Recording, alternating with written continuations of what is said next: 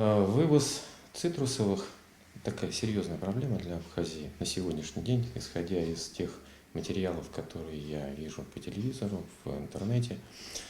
Значит, сам процесс, его можно разделить на две параллельно идущих линии. Это оформление цитрусовых, которые вывозятся физическими лицами для личных целей, и цитрусовые, которые вывозятся для коммерческой деятельности, то есть в соответствии с контрактами между договорившимися сторонами. Я начну с правил вывоза для личного пользования.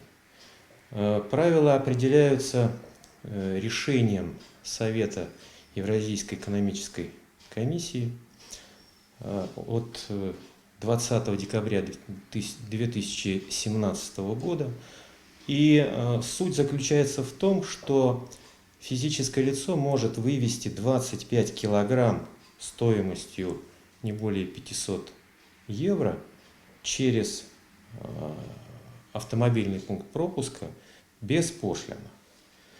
Но есть еще уточнение. Если это продукция такая, как мандарины, то в случае вывоза свыше 5 килограмм необходимо предоставление сертификата. Если человек вывозит товар больше, чем 25 килограмм, то на превышение начисляется платеж по единой ставке, то есть 4 евро за килограмм. Если человек не готов платить этот начисленный платеж, то по его заявлению груз может быть возвращен в Абхазию.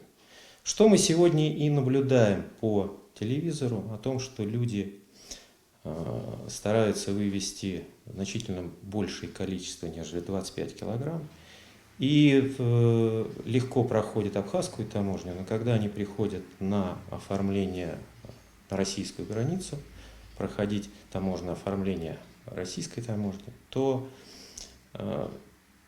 работа идет вот в соответствии с этим решением, о котором я говорил. Поэтому вывоз платить никто не хочет, естественно, начинается возврат. То есть люди теряют и время, теряют нервы, рассчитывали на одно, получили совсем другое. И поэтому я бы хотел своим выступлением проинформировать о тех правилах, которые существуют на сегодняшний день. Что касается вывоза мандаринов для коммерческой деятельности в соответствии с договоренностями между двумя коммерческими организациями по контракту и с подачей грузовой таможенной декларации. В связи с тем, что процедура декларирования на территории Российской Федерации на сегодняшний день переформатирована, раньше можно было подавать декларацию на любой таможенный пост, на посты пограничные, на посты внутренние. Сегодня можно, и их было более 500. Сегодня можно подавать декларации только в центры электронного декларирования. Их количество ограничено. Это 16 центров электронного декларирования, которые входят в состав электронных таможен.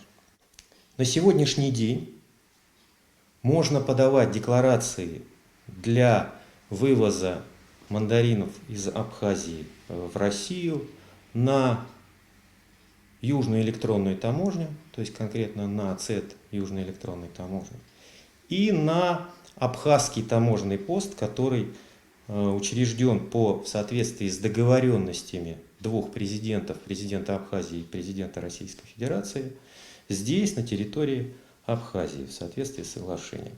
Декларации могут подаваться как на разовые партии, так и периодические декларации. Периодическая декларация – это декларация, которая позволяет после подачи контролировать вывоз товара, заявленного по ней, в течение 31 дня. То есть удобная форма таможенного оформления.